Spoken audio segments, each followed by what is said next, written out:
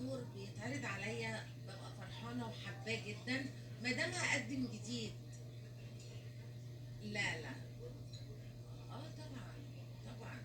اي دور ما دام هو جديد عليا، لو جديد عليا هيستهواني واحبه طبعا.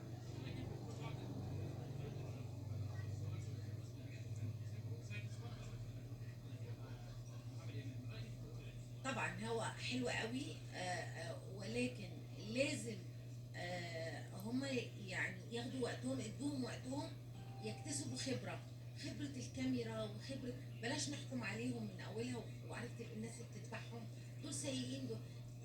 هم يا حبايبي شباب صغيرين، عندهم طاقة بس عايزة تترتب، فالمخرج بيرتبها.